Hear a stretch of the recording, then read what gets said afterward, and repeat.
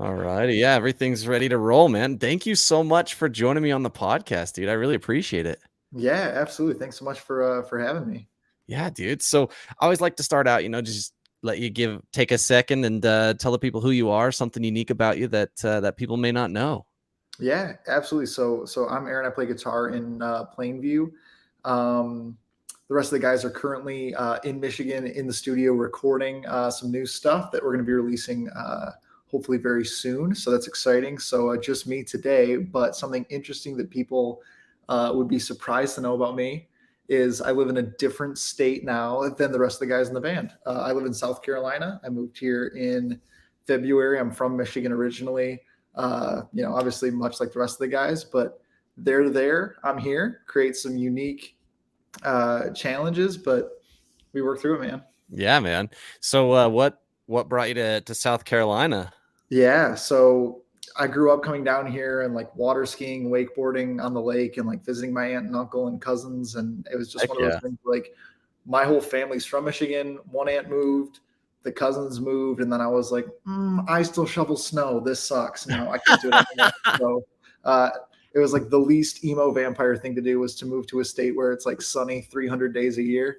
Yeah, But we dude. did it, man. I love it, dude. Which part of South Carolina did you move to? Like near Charlotte, Oh, North dude. Carolina, so like kind of right That's on the border. incredible. Yeah, my sister-in-law lives in Rock Hill, and Oh, then okay, that's where I live. yeah, okay, awesome. Yeah, and then one of No my way, best friends we're in Rock lives Hill. I mean, not to um be super specific, but I don't even know. I just know they're near what's the name of that gas station? There's a gas station that's unique to South Carolina that okay.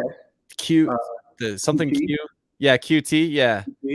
Yeah. So very they cool. live near one of those. I don't know. They're all over, so we're probably relatively close to each other. Yeah, And near one of those and near Cookout, 3,000 which is people. one of the best things about the Carolinas. Cookout is just Oh, the cookout! bomb. There's a cookout down the street. Yeah, that Yeah, was a new thing coming from Michigan, like Metro Detroit. I'd never heard of cookout. I was like, cookout, and then I was like, oh.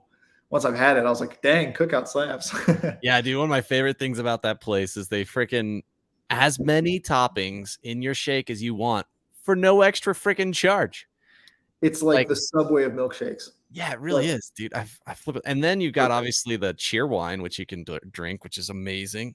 Dude, there's just so much good There's a stuff. lot of good things, and the other thing I didn't realize too, because Michigan's got some good foods. You've got a lot of like different foods, especially in like the part of Michigan that Plainview's from. There's a lot of really good like Middle Eastern food and Mediterranean food and Oh, stuff. sick, yeah.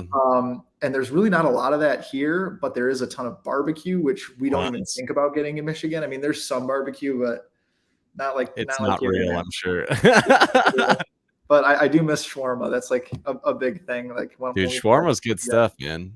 we go after it. Yeah, dude. That's awesome though, man. So you've been Yeah, enjoying it, little I'm small assuming. world, man. Rock Hill, no way. Yeah, dude. I heard that the Panthers are bringing their practice facility out there to Rock Hill. They So are, man. It's a big deal. There's some stuff in the works. And there's something about I was hearing on the radio just this morning too about the Hornets coming, the Charlotte Hornets. I don't know much yeah, about what's happening, but I mean something's going on. Rock Hill's bumping, man. Because yeah, my They're all- brother-in-law went out to Winthrop University, so that's why they Yeah, ended up moving out there, and they just stayed. They just loved it so much they that's stayed. awesome. So It's a yeah, beautiful area, and Winthrop's not far from me, so that's pretty yeah, cool. dude. We're probably very close to each other. Yeah, literally, you would be because he's like he would walk to school sometimes, so it was pretty darn close to where he's at, a couple Yeah, miles maybe. that's So crazy.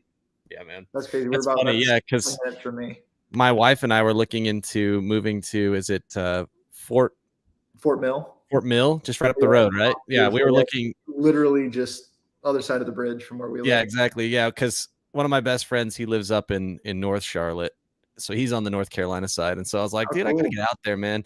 But That's it's beautiful. tough, man. Like with all with like my parents and then my mother-in-law down here or over here in Utah, it's like it's hard to leave, But Totally. We're in Utah. I'm in Payson, little tiny town Let's south. go.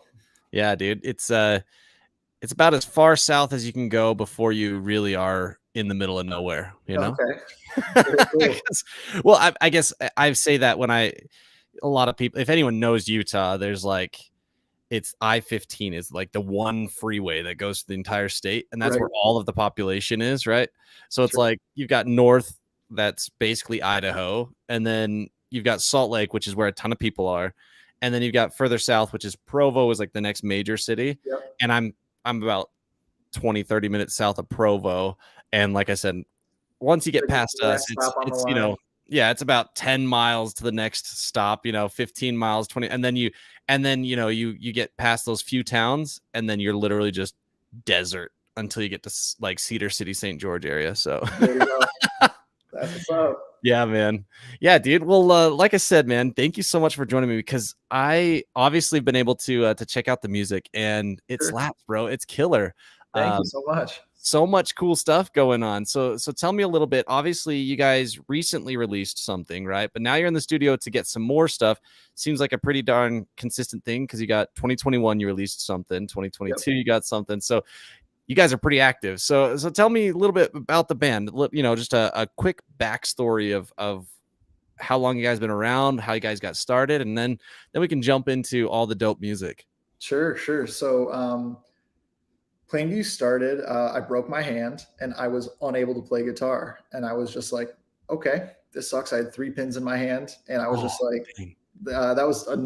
that's a bigger story, but I had 3 pins in my hand here, like going through, and they put them in and pulled them out while I was awake. I was just like, okay. And so I Wait, had you were awake for it? yep. So I had the pins in my hand, and then um, I had a cast on over those, so I couldn't like do anything. But so literally, I just had like 4 hands, or like 4 fingers free. That was like kind of all I had, and I was like, okay, I guess whatever. And it was like the end of like the 6th week where I was like about to get it off, and I was like, still had the pins in my hand, and I was like, I bet I could play guitar right now. And I was like, okay, maybe not. Maybe I can only use like 2 fingers. And so I wrote the first riff to the first song that PlainView put out. We'd all been in bands for years, and I just wrote the simplest, stupidest riff that you could play with 2 fingers. Because I was all I literally like, so easy you could play with a broken hand, because I literally did it. And so I need to learn that riff so that way I can like make people think I'm real good. that's right. That's right. It's super simple. It's 2 notes, right? That's So awesome. because of that weird freak accident that I thought was like such a terrible thing, ended up putting me in touch with everyone in the band. And then we released our first EP in 2021, and then released Nightlife, the current EP, in 2022, just a few months ago. And then now we're gearing up to go on some tours, do some festival dates this summer, which are announced, and kind of get into that whole scene. And so we needed a few more singles that we wanted to get out in time for that. We kind of moved some release schedule stuff up. So they're tracking some additional things for later in the summer. The stuff that's coming out early summer is, happening already. So yeah, man, that's PlainView in a nutshell. That's incredible. And had you known the guys before starting the band, or was it just kind of like happenstance? Yeah. So it's weird. So we were all in bands in like the same scene, but didn't super know each other. I met Steven would come to my band's shows when my band that I was in first, we didn't have driver's licenses. Our parents were driving us to shows. Steven was like, his parents were driving him to shows. So it was one of those things where it was like, yeah, we know we're like the youngest ones here. So it was like everywhere I would go, there would be this Steven guy who would be coming to like come see my band play. And he was like the other guy who was super young. We were like, okay, this is kind of cool. Years went by. He ended up being in a band with Andrew. I was in a band with Chris. And we were all the most productive members of those bands, where it was like everyone was contributing. That was great. But like, we always were the ones that were trying to like push it to the next level. And so we were just like, let's just Megazord this thing and, join the band together. And they were like, you have a broken hand. You can't do anything. And I was like, wait till I get this cast off, boys. And then we got along super, super well. It was a ton of fun. And then we met Zach through our, like one of our tour photographers, Jacob Myers. And that, yeah, shout out to Jacob. He crushed, all of our videos so far. He's done all of our promo work and videos and stuff. And he introduced us to our drummer. So close the loop, man. Dude, that's incredible, man. And so you guys started in beginning of 2021, somewhere around there. Yeah. Like it was like end of 2020, early 2021, like peak Okay. COVID time. Yeah, right as you're realizing, bro, I've got a broken hand. I'm out here shoveling snow. I got to get out of freaking Michigan, That's right. but I've got to make some music, but I can't because I got a broken hand. So now you're like in like this miserable I place. was Got so young. COVID. Just yeah, dude. Everything's kind of just coming to And its so I head. was Dude, like, I'm just gonna make the saddest music I can think to make. And I'm like, dude, we need some old school emo music is what we need I for mean, this and moment dude, right now. that was the fun thing, dude. Like so obviously the first EP quite a bit harder, a little Yeah. bit more intense than the second EP. Um, I was just like, dude, this throws me way back. You know, got the Census Fail vibes in there, you got the Silverstein vibes in there, Yo. got the Seosin vibes in there, and then the newer stuff. There's a little bit more of the poppier side of each of those, and it's just like, dude, this is where it's at. It really like it's a void that like even those bands aren't filling themselves anymore, right? Because Right. Silverstein, their new music's fantastic, but it's nothing Totally. like Discovering the Waterfront, which is kind of Exactly. what I would kind of like put you guys in that era, right? And then the self-titled Seosin album, like that type of like obviously vocally that kind of helps, right? Having that. One of my favorite albums of all time Oh, is same here, that dude. Just Serotonin album. that Seosin album was like so Impeccable. incredible. Yeah. And I think it's that the songs were there. It's not just that like it was a vibe and it was, the tones were good, like the song structure, like everything in that like Howard Benson, Mike Plotnikoff, Chris Lord-Alge like era, like those three guys churned out an entire generation of kids' favorite albums. They did Three Cheers for Sweet Revenge. They did Mhm.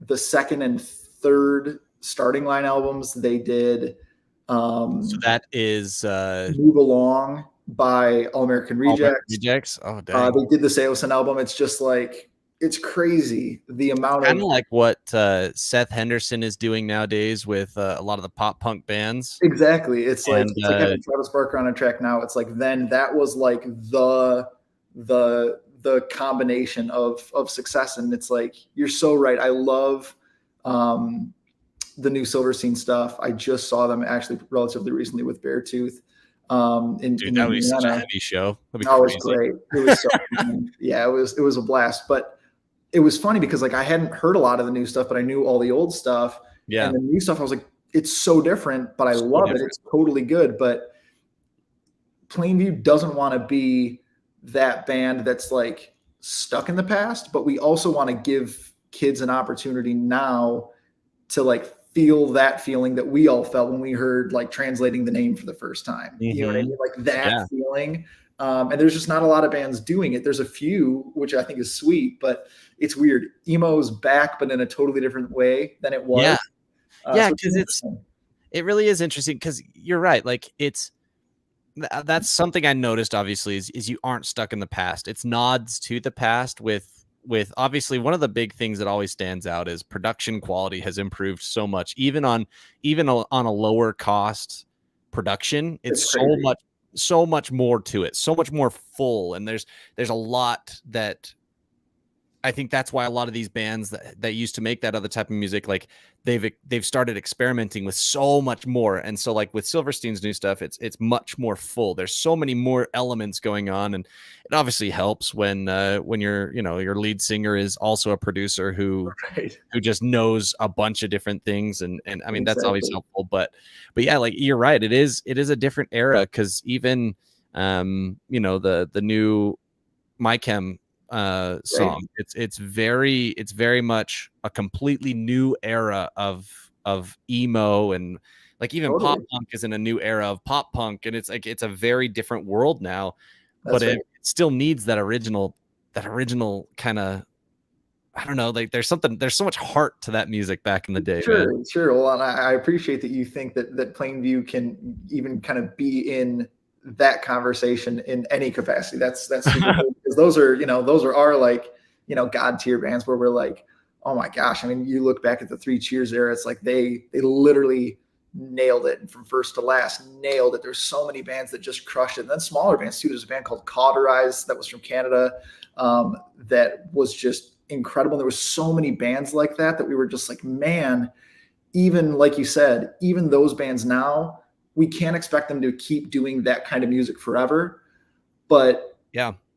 who is then, like, who's carrying that on, and who's furthering that conversation, and like who's moving that like in a direction that is familiar? Like, what Yeah. if it didn't go the more like core route? What if it went just more emo?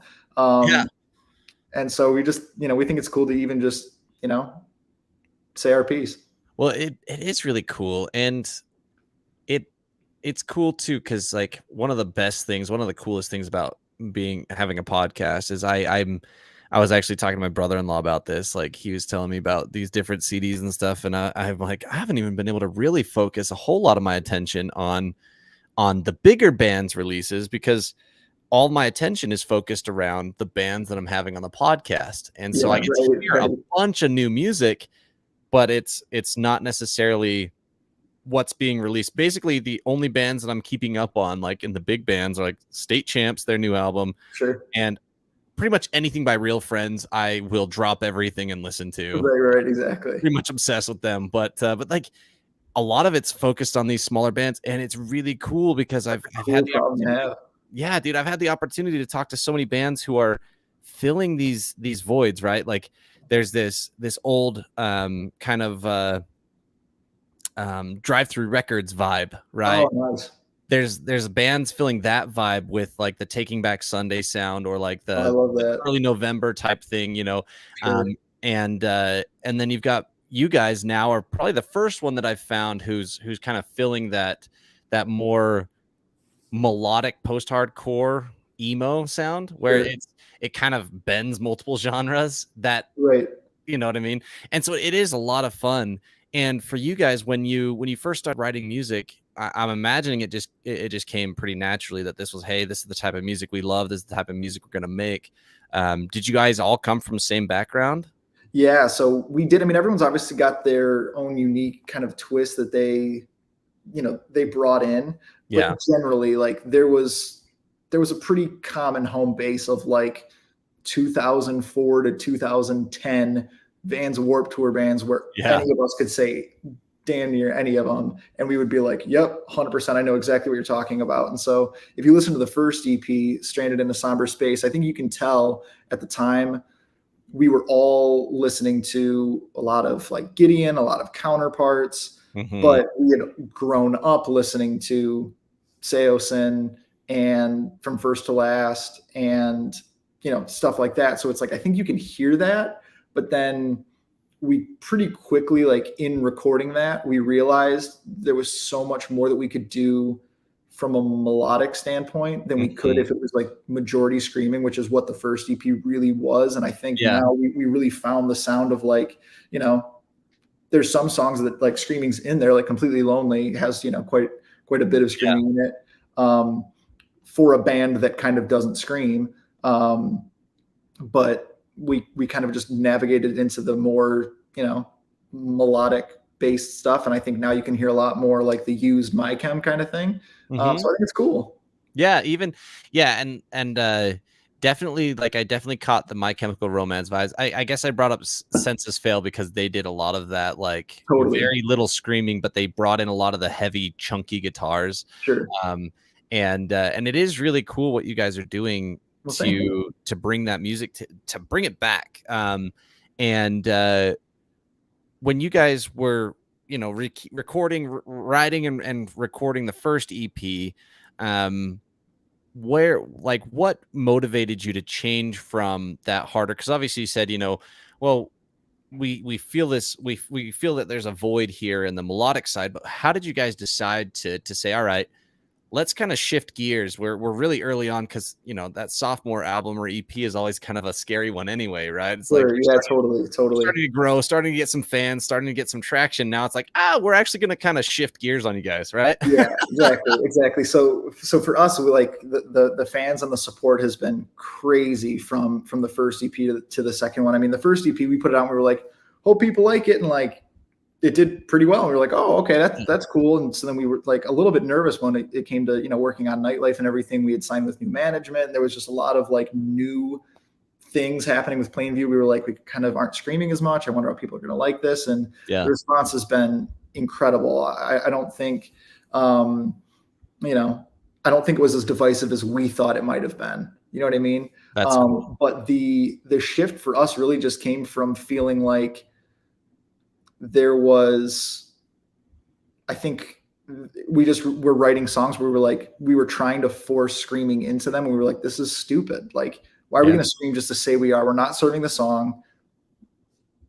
Shut up, put your eyeliner on and sing a different song. You know what I mean? It's just like, that's what this needs. It needs you to just crush it. And so Stephen was like, okay. And he sang a few lines and we were like, do something like this. And we were like, okay, yeah, that's the vibe right there. 100%. That's what we all kind of had this moment where we were like, that's the sound we all know is super familiar, but there's something new to it and we've got to explore it. And it's kind of where we're still at. I love it, dude. Yeah, I mean, it's helpful when you've got the really high tenor voice, because it does, you know, kind of the Kellen Quinn, that ability, this, you know, Cove Reber, that ability to kind of, it changes the entire feeling, right? Like, totally, because you are able to take the screaming out and still kind of have something there that a lot of bands can't really mimic. Sure. And so obviously you guys are, I mean, his voice is stellar, so it kind of helps, right? That's right. Well, I will make sure that, well, I'm obviously they're going to go back and, you know, watch this afterwards, but I will let him know that you said that.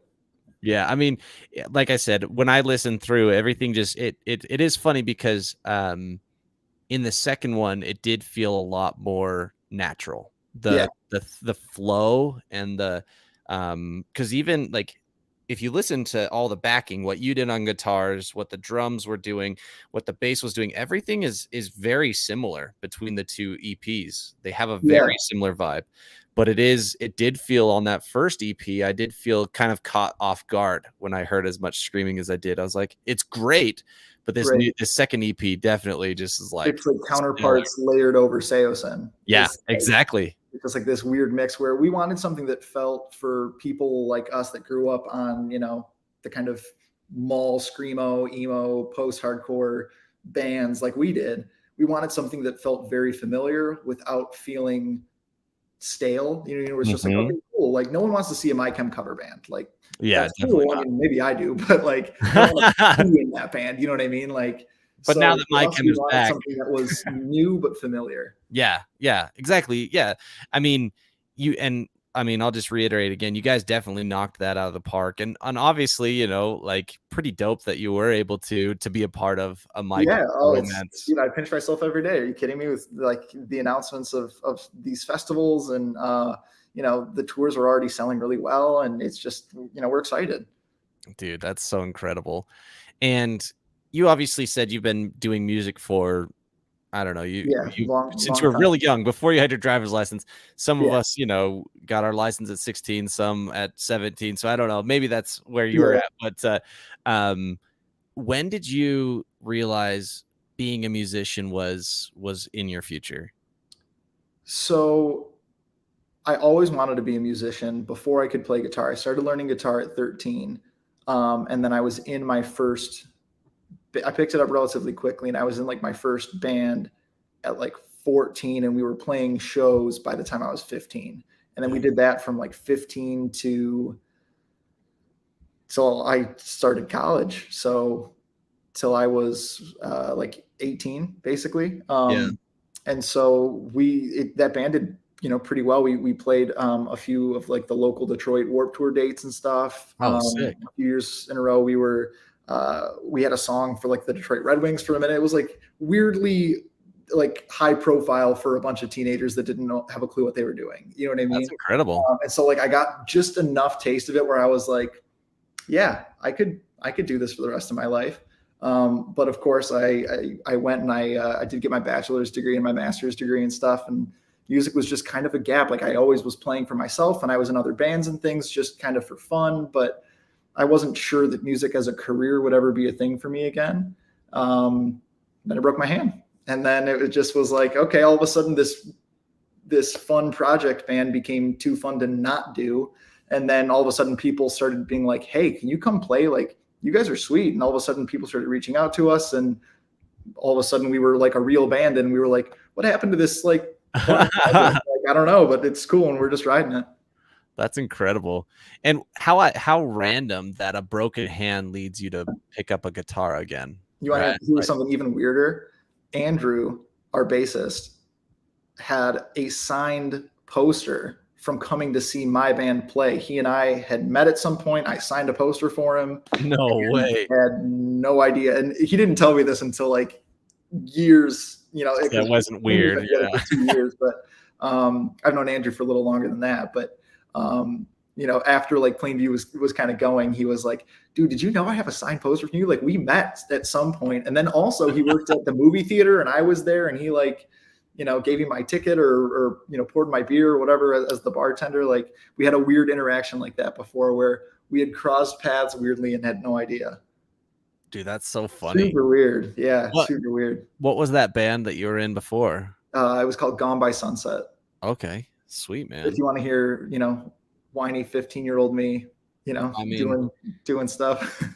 I mean, I look back and I just read the lyrics that I wrote when I was a kid, and I was like, oh man, what's bad. wrong with me? It was all like stab my heart because I love you, and then I'm like, oh, it sounds like PlainView lyrics now. Sweet. Dude, I'm assuming if you're true emo, you've listened to Jameson Parker, right? Oh, 100%. Dude, that was like my existence. Yeah. For a long time. Felt it in your soul. Right. Yeah, dude. I'll chase the ambulance, like just like cut my legs off so I can't keep coming back to you. It's like, dude, the most amazingly emo lyrics ever. There was so many, who has surprisingly great emo lyrics? I was just telling my wife this the other day is Pete Wentz had so many incredible witty one-liners. Like as a lyricist, I don't think he gets near enough credit. He has written so much witty stuff over the years. It's crazy. Dude, he was kind of a weird, like he's awesome. He's like the anomaly. So it's weird. I was never a big Fall Out Boy fan. Sure. But I was always appreciative of what they could do and what they would accomplish and stuff. But then you see him and he was always just like, he was almost like a metalhead in a pop punk band. Right. And he didn't seem to fit ever, but that's why he fit so well. I feel like that's like how all of Fall Out Boy is. Like none of them belong in that band. And as a result, no one else could possibly be in it. Like Andy, super metal. Mm-hmm. Joe, super into metal. Patrick, show tunes. Yeah. Pete, hardcore. Like there's just like that was their world. There's a video of I forget who. I think it's someone. It might have been the singer of Rise Against or something because they were all from Chicago, and it was like Pete Wentz and the singer from Rise Against, and I think maybe Andy on drums or something, and they were in a band together. And there's a really really bad like flip video on YouTube of them playing some skate park in Chicago or something. I think it was called Arma Angeles. How cool was that? Cool, yeah. Dude. There's a little weird dose of punk rock history. Bro, like those are some of the coolest when these kind of super bands form out of nowhere. Right. And then they really don't do anything with it, but they get a bunch of like high profile people, make music, and then just disappear. Well, and this was like pre-Fall Out Boy and like really? This was like this was in like probably like 94. Dang. Like this was them at like 16 years old because they just all knew each other. It was weird. Like Patrick wasn't even in it yet. It was pretty cool. Wow. And to see where both of those acts went, right? Like holy crap. Super cool. I mean, I guess when you hang around the right people, right things happen. That's right. Exactly. Well, yeah, totally. And I think they kind of brought each other. You know what I mean? As one band started to do well, they would bring the other one out on the road, and vice versa. And it's cool to see that. That is really cool, man. We're going on memory lane right now. Memory lane that isn't even memories that we have. It's just watching other people's. Dude, honestly, some for me, I can like count a few times where I actually had really cool experiences like playing shows and stuff. Sure. But like I'm curious, prior to PlainView, so like I guess there's kind of like two stages for you. What was kind of like the highlight? I mean, the fact that you had Warped Tour dates, that you had your song featured at Red Wings games. I mean, those are huge things. Sure. So I'm curious what the highlights are from that era of Aaron, and what's the highlights thus far from this era with PlainView, Yeah. for you. So that era was crazy. I think being being on the radio for the first time is a weird thing. Just like turning it on and you're just on the radio. It's really weird. And you start like getting texts and phone calls. Like that's a weird feeling. Um, but I think as far as, so that was probably the weirdest one then. That's happened now for PlainView, but it wasn't the first time that it happened to me. So I was like kind of used to how it feels, but it's always weird. Yeah. But I think for me, it was Andrew and I, Andrew's our bassist, and Andrew and I were at the Under Oath Spirit Box Every Time I Die Bad Omens show in Michigan. But Okay. then Every Time I Die happened, and so they weren't there, and Spirit Yeah. Box COVID, so they weren't there. So it was like Bad Omens and Under Oath. And so it was just kind of a weird night already. And Steven, our singer, was supposed to come too, because we were all just hanging out, and we were like, well, let's just go. And Steven didn't end up coming, so Andrew and I just went. And we're sitting there, we're at the show. We somehow get upgraded to VIP. I have no idea how that happened, but we're sitting there VIP, chilling, enjoying the show, and all of a sudden our manager calls us and is like, hey, you guys need to look at your emails right now. We're like, okay. So we look and we're like, oh, we're on Billboard. We charted. Like, not only is the song on the radio, but we charted on the radio, and we're like number 20 in mainstream rock right now. Like, okay, this is a good night. And then that was just like, that set the tone. And so and then of course Andrew and I, partied like rock stars and had a bunch of fun, and it was sweet. But that was a really surreal moment. It was just like being there with Andrew, VIP, awesome band, getting good news. It was sweet. Everything came together. Which song was it? I was like, I'm so glad I broke my hand. Which song was it? How Much Break Can One Heart Take? Oh, dude, that's awesome. So that one's off of the new EP. Yeah, it's the first song. Okay. Yeah. That's super dope, man. Thanks. Yeah. So that was fun. And then, all the festival announcements and the tour scheduling started kind of rolling from that, and just exciting, man. Dude, that's incredible. And I mean, it all just stemmed from a random a song that was written with 2 fingers because you couldn't use 4. That's right. 100%. And then just like getting all the, getting the right people together. And I mean, being in a band is so much work. It's so rewarding. It's so fun. And we've got a ton of people at this stage in our career helping us, which is great, because it is seriously so much work, but it's a ton of fun. And you get to do it with your friends. It's a blast. Yeah, dude. And how hard is it? Obviously, I've talked to quite a few bands who work kind of the remote deal, How far is it from where you're at to Detroit? Flight, it's only an hour and a half. Drive, it's like 11 hours. So It's a long drive. For sure. We figured out the remote thing pretty easily because we started during quarantine. So we literally had to figure out, even though we were all like 3 miles from each other, we had to figure out how to be creative and write songs totally separately.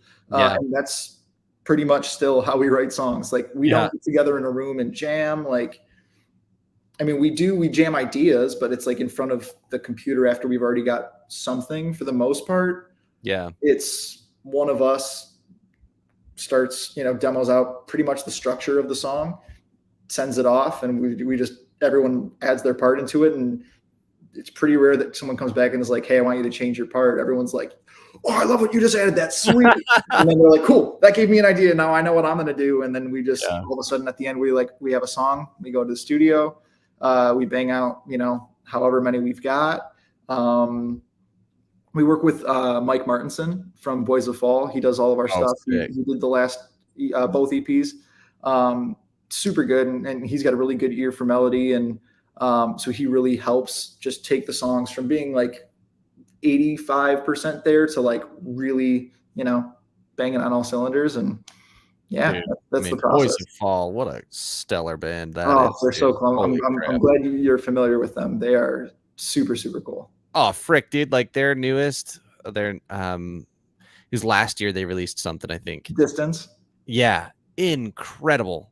It's not blew my mind because literally so good. the dynamics, they go from like one of their songs goes from this beautiful melody and it just is telling this amazing story. You get this Right. whole all these emotions, and then he plays the chorus once and then comes back, and then the next time it's just straight up screaming it. And I Yeah. was like, And Mike's so talented. He's such a versatile vocalist, and like yeah, to blew be my able to mind. work with someone like that, it's cool because he's so versatile. Because Andrew and I both do vocals as well Mm-hmm. in PlainView. Obviously, not as much as Steven does, but Steven can run with Mike. Like Mike can tell him to do something, and Steven's like, I can't do that. And then Andrew and I are like, you absolutely can. And then he does it perfectly the first time because he's blessed.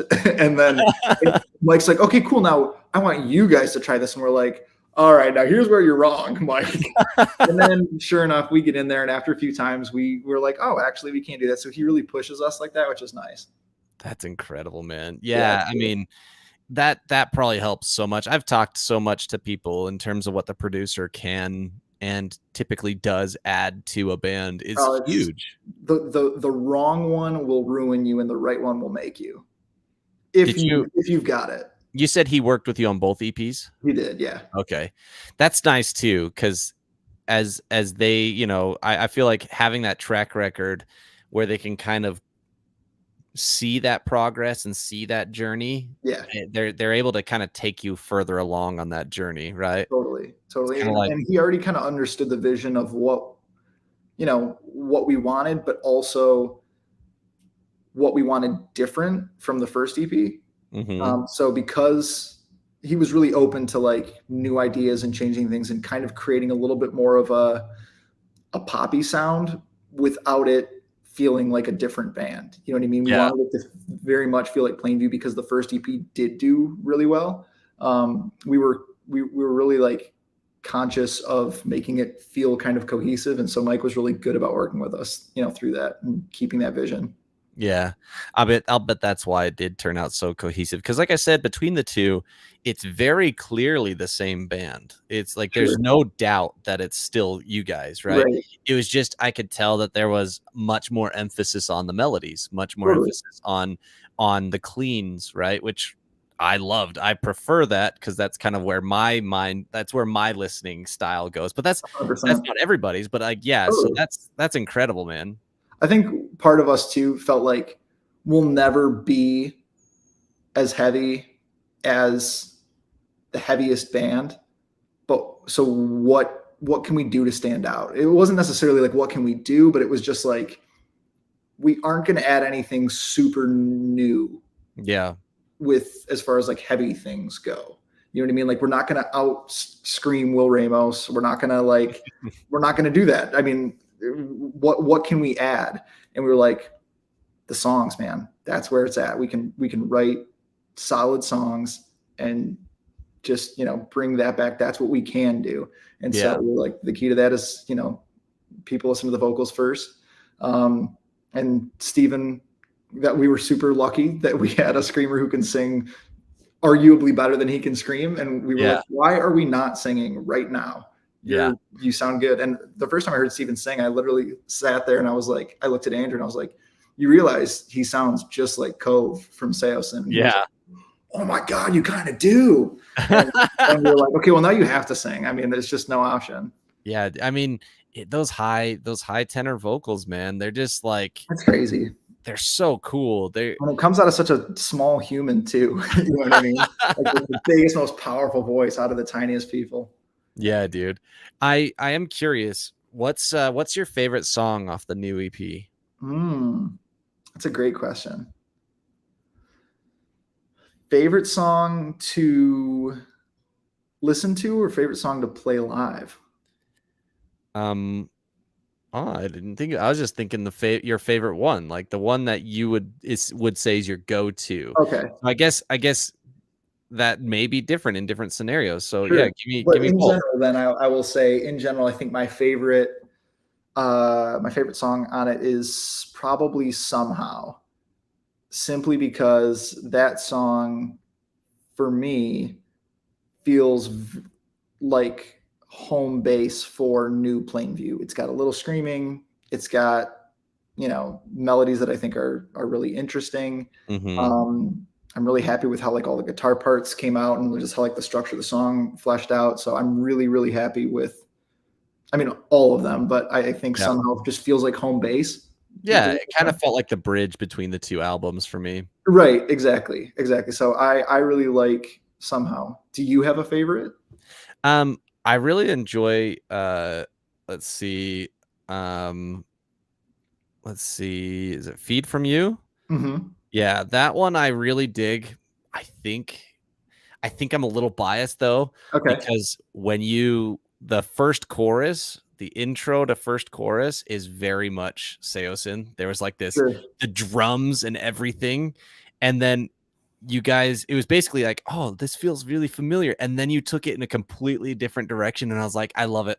I just was Sure. like hooked. I was like, it took something that I was very familiar with from the Seosin album. I don't know which, I would have to like text you which song it is, Sure. but Sure. whichever song it is, it was like the drums were almost the same. And I was like, I love this. That was one of my favorite drum parts on that album.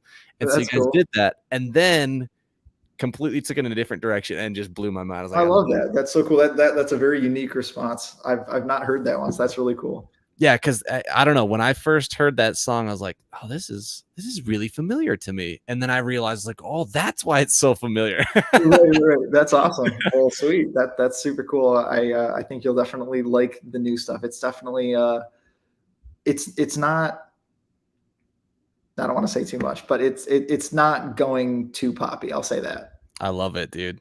Yeah, I'm excited because I mean, I'm like I said, big fan of what you guys have been able to accomplish, and I've listened through the EP a few times. It opens up on just a banger, obviously, and it closes on a bit. It's just it's a nice. It's everything's tied together in a nice little bow, and I think the EP is really good at displaying kind of a good range of capability that you guys have, because Yeah. it does go from very melodic on certain songs, and like you said with Somehow, it was kind of the bridge. It was like, hey guys, remember, this is still us, we're still the same band, Right. but let us show you a little bit more of where we're going, right? And it's kind of cool that you didn't open with that song, because it kind of allowed for you guys to tell the Right. story. I don't know, it was awesome. Well, I think that's super important too, because I think we're in like single culture now, where like that's the way that you know this generation consumes music Mhm. is through singles, and I think there's something to be said for listening to albums the way that they came out. Like the artist put thought. I think a lot of people maybe don't think about that as like the artist put thought into what, there's a reason that's track 6 and the next one's track 7. Yep. That wasn't just like here's all the songs and like you can listen to them in whatever order you want. I mean, you can, but at least for me, like when the first time I'm hearing a band, I want to listen to one song, and if that song grabs my attention, great. And then I'm going to the album and I'm listening song 1, song 2, and I'm listening Front to through it back. in that order, Mhm. because to me it's a better representation. It's the flow of what they're getting, and you might not like it, and at least that way you're getting an accurate, this is what they wanted me to hear, and it's not for me. But I think that's a better view maybe than just grabbing song 8 and being like, no, I don't like this band. You know what I mean? Yeah, I agree completely, because there have been quite a few times where I've had that experience, because I Sure. am a front to back listener. I am not a digital person. Like I have my Apple Music subscription, but it's like I much prefer a physical CD. Like Sure. every time I go to a show, typically I'm like, hey, I've got a wife and kids, so I can't spend a crap ton on merch, but I will buy an album every single time. I'm There like, you I'll go. buy your album, I'll buy your album. That's And so awesome. I have a bunch of physical CDs, and I'm like, and it just, there's something to me that you're right there, that experience of listening through. And honestly, there's two things that stand out to me every time I think about that experience. One is the first time I ever experienced why front to back is the best way to go, and it was May the Everglow, which is Oh not my gosh. right, like not the typical, based on the music I Right. listen to. May Sure, sure. The Everglow by May is not the most commonly thought of album that I would is one of my absolute favorites of all time. Sure. That thing was built to be a story and built to take you on this amazing journey.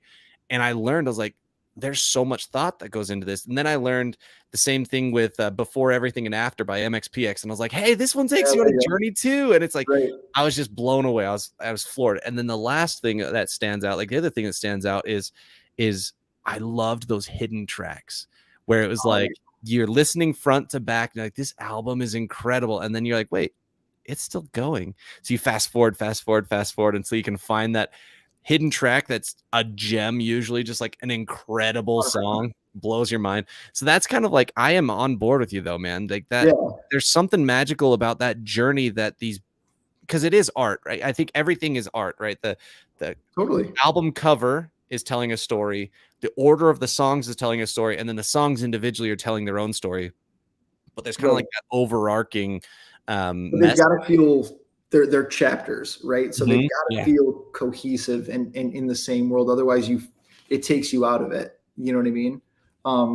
And that's what I think is so interesting. And one of the benefits of doing like having like singles is artists can completely rebrand themselves from one song to the next. Now, like there's so much like versatility there, which as an artist is super cool, but it also creates like this weird, because I'm a digital listener just because it's convenient for sure. Yeah, totally.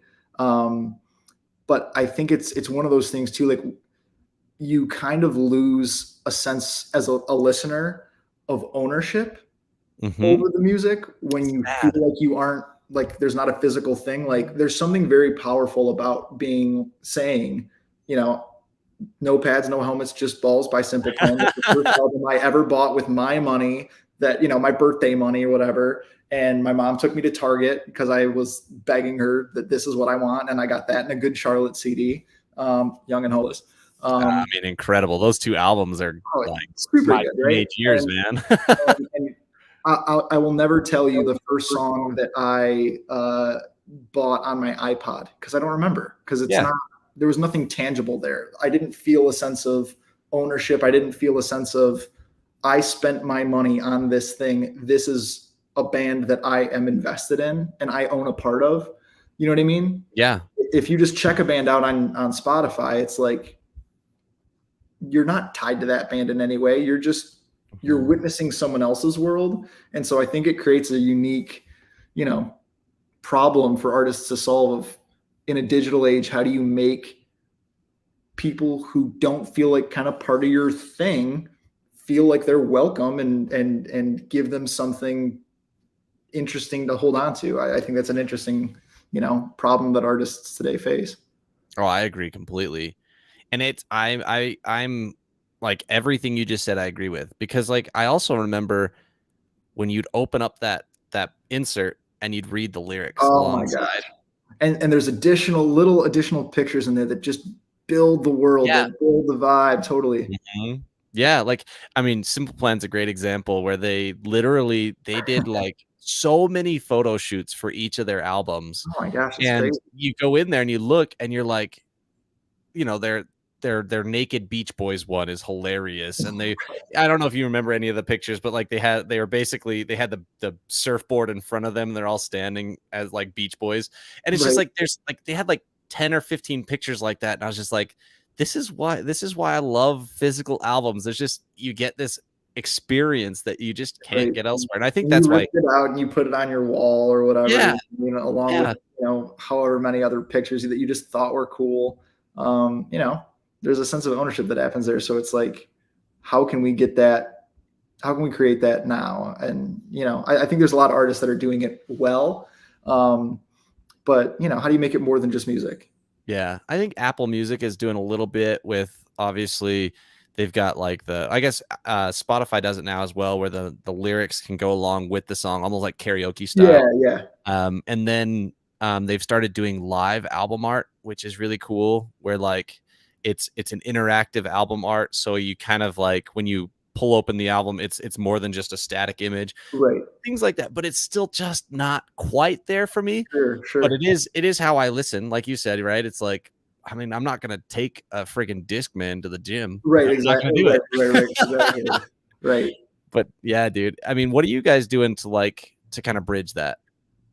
Yeah, so I think for one, just being super active on social media and like engaging with people. So we run all of our own social media. I mean, obviously, like we have a lot of help from management in a lot of aspects, but that element is to us like a very direct opportunity for us to Hmm. communicate with fans and everything like that. So we run all that stuff ourselves. So if there's a comment, if there's um, a message or anything, like that's one of us, one of the five of us. And then I think too, it's with merchandise, and I think the live show now is a really huge opportunity for that. It's like for I don't know. I think you can get creative and playful and like do things with the live show that I think hasn't really been happening. Like without being too theatrical, I just think there's ways that you can tie your album and your live show together that isn't just like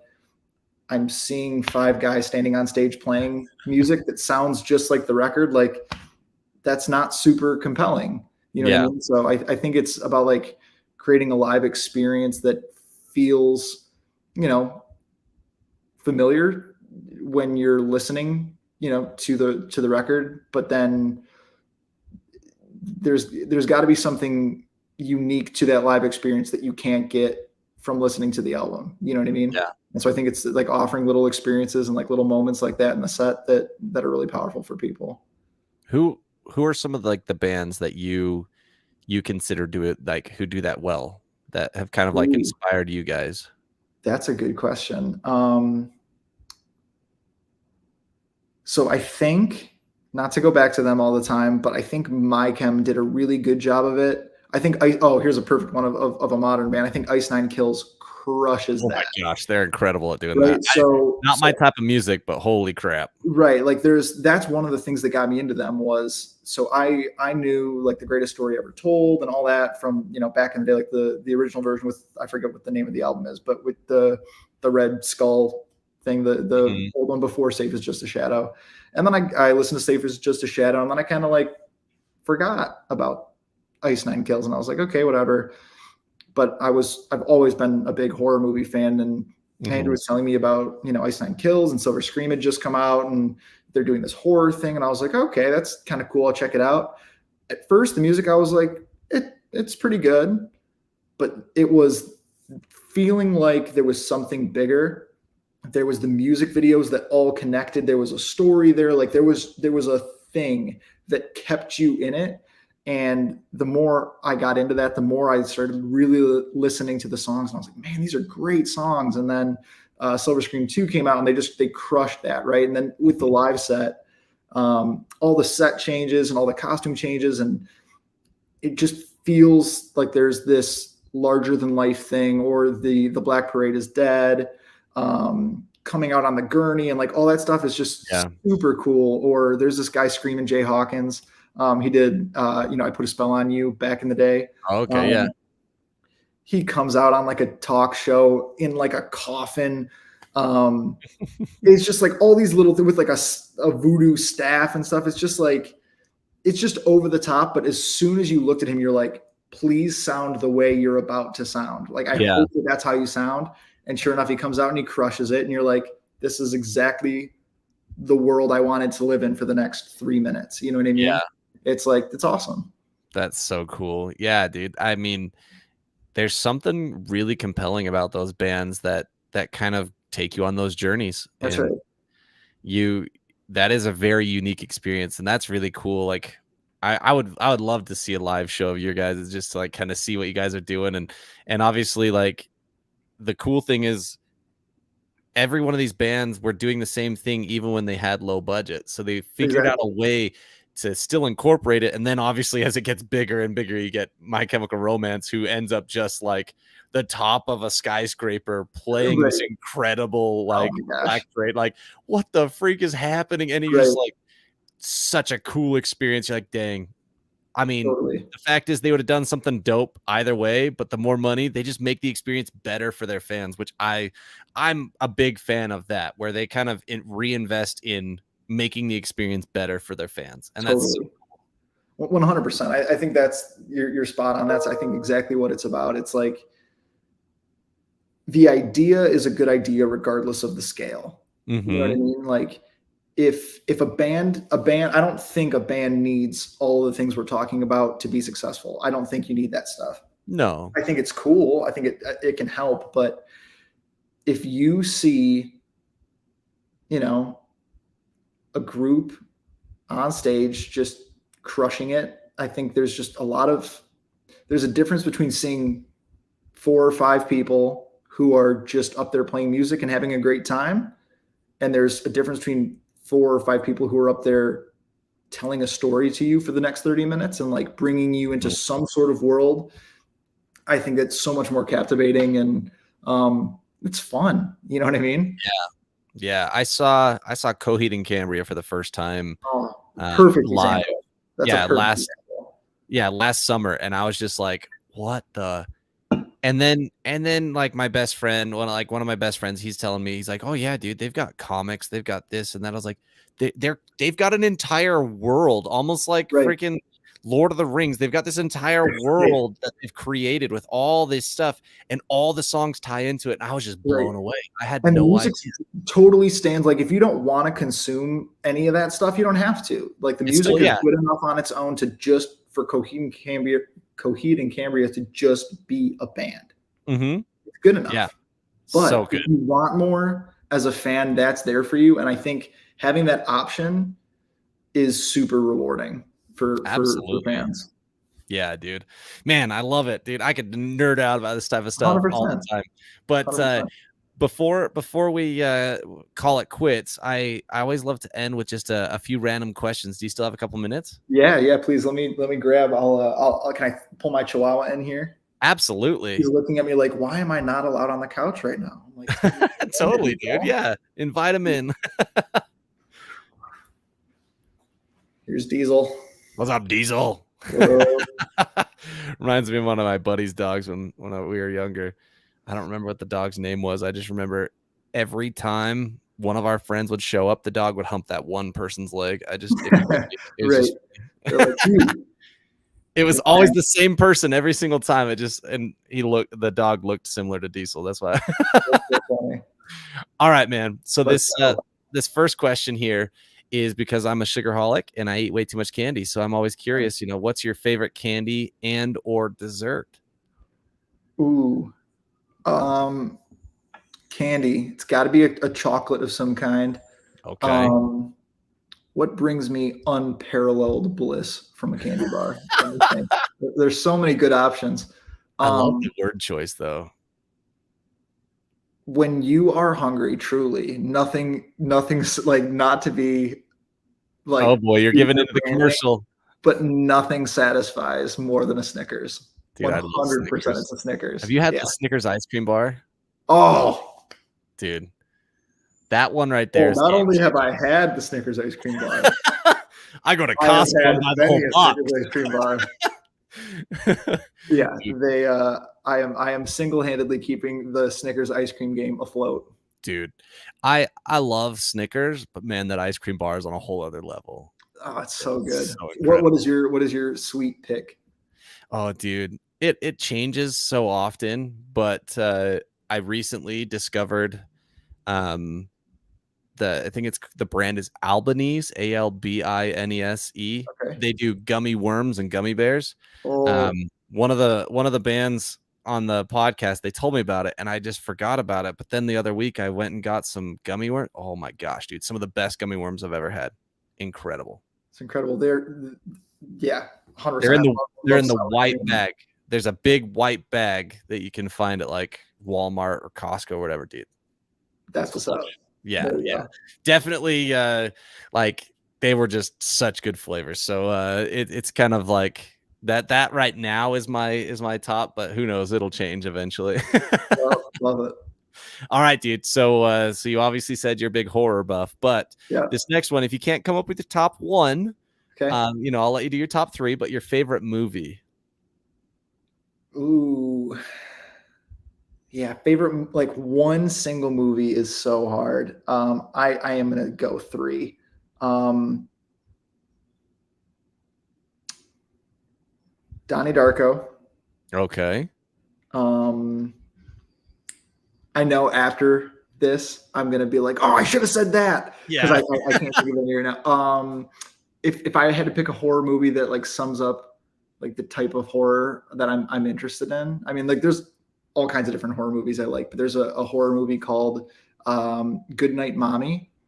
It was originally a German movie, Okay. and it was called like IC, which is I think kind of their version of I Spy in Germany. Oh, okay. Um, weird horror movie about these kids who go off into the woods with their mom. She's like a relatively well known, like you would recognize her face on TV type person. She's Okay. like a news reporter or something, but she has facial reconstructive surgery. And then the boys are like, that's not mom, dude. And so then they start to like retaliate against her. And so you're half wondering, all right, are these boys fighting this monster and like this scary thing is after them? Or am I watching these boys like torment their mom? Oh That's my pretty gosh. messed up. You know what I mean? Like, and so you don't Yeah. really know what's happening for like the whole movie. Love that. Yeah. And That sounds then like The Uninvited. Have you ever seen that one? exactly. So That that was a sounds, good yeah. one. Good Those Night ones always creep me Mommy. out. And then Big Fish, because it makes me think of my dad. Dude, Big Fish is a classic. It's so good. I loved that Yellow Card basically did a song about Big Fish. Oh my gosh, I know. That movie, like, it's so funny. Like, the more people you talk to, that movie's so much more popular than I think people realize. I think it should have gotten a lot of awards. I thought it was really, Great. really like this the visuals were beautiful in the movie. That's And great. then the characters were just so like bigger than life, which is kind of the whole Yeah. point, right? Which was awesome. It's um like Tim Burton's version of Forrest Gump. You know what I mean? Yeah. Like it's how it all that's that movie in my brain. And Yeah. I'm like, oh, me, totally. I'm in. So Big Fish is probably like number one. Dude, that's a good one. I haven't thought of that one in a while, but I should watch that one There again. you go. Have you watched the new Stranger Things? We are currently watching it right now. Oh Yeah. my gosh, dude. We're not far into it. We're only we just finished episode 3. Okay. But I So mean, you're starting to get so it's a bit we're more horror this season than it's the way more. past. I've already noticed that it's way more like horror oriented, which I think is cool because that's not Yeah. really something like they. I mean, there's been scary elements, but this has been shot like a horror movie. Yeah, it was this one's definitely much more terrifying than Totally. the other seasons. Yeah. It's like the part in like in every Final Destination movie where like they know what's happening, but they don't yet know how to stop it, but they know that they can figure it out. Mhm. It's like that drawn out over 12 episodes. So Yeah. I'm along for the ride. Yeah, dude. I didn't know how the episode breakout was gonna be, right? So I binged. Like it was Sunday night. I stayed up until 1 in the morning to finish the Oh, season. And I thought that was the end of the season. I was like, this is the worst ending for a season ever. But then I found out, oh, July 1st, they've got more episodes. And I was like, oh, that makes it the best ending to this like little segment of right, this right, season ever. Because it was just such a cliffhanger. And I was so upset because I was like, I have to wait how long to see more? right. That's so funny. Yeah, dude. I've been now I get at least I have Kenobi to kind of tide There me you over. go. 100%. All right, dude. Last one here for you. Yeah. Obviously, you talked a bit about going and doing water skiing and going outside, being kind of outdoorsy. But what's your favorite non-music related hobby? Something you love doing that has nothing to do with music. Ooh. Super nerdy. Are you ready? I love it. I'm ready. So there's this thing. This is gonna blow your mind if you haven't heard of it. I'm about to send you down the rabbit hole. I'm very, very bad. Like I am an absolute novice, but I find the whole thing fascinating. It's called HEMA, HEMA. It's Okay. historic European martial arts, and it is basically think of like fencing, Mm-hmm. but with longsword. Okay. So imagine being like, oh, I'm going to fencing practice and like go to like fencing tournaments and stuff, but they Uh-huh. do it with like 15th century German longswords that are like big two-handed swords. And Dang. like you spar and they have tournaments and they have everything and they've got like people are like specialists in certain things. They're like, oh, I specialize in like 18th century rapier and like dagger.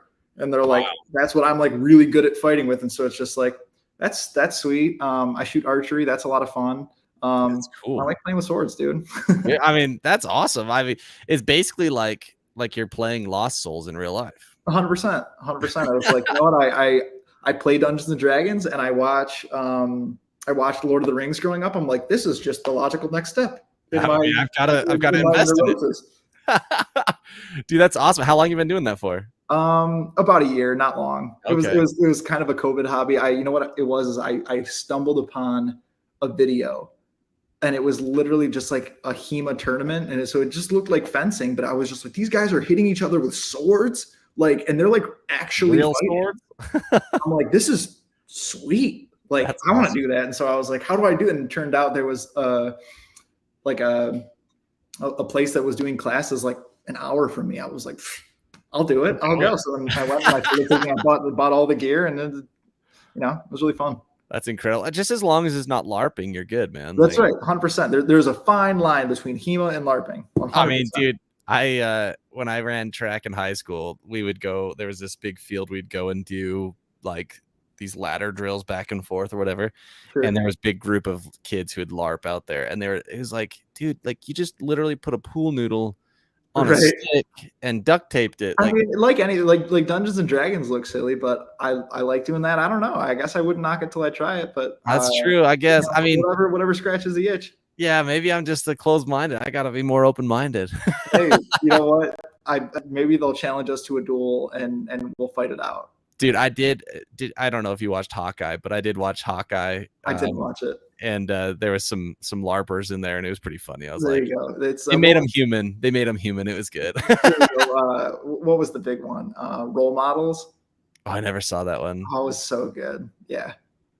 That's awesome, dude. Well, bro, thank you so much for your time, man. Yeah, thank you. This was fun. Yeah, and before I let you go, obviously tell the people what you got going on. Obviously, there's a lot of awesome stuff happening. So give them a quick update and tell them where they can find you. Sure. Yeah. Follow us on Instagram at PlainView Official.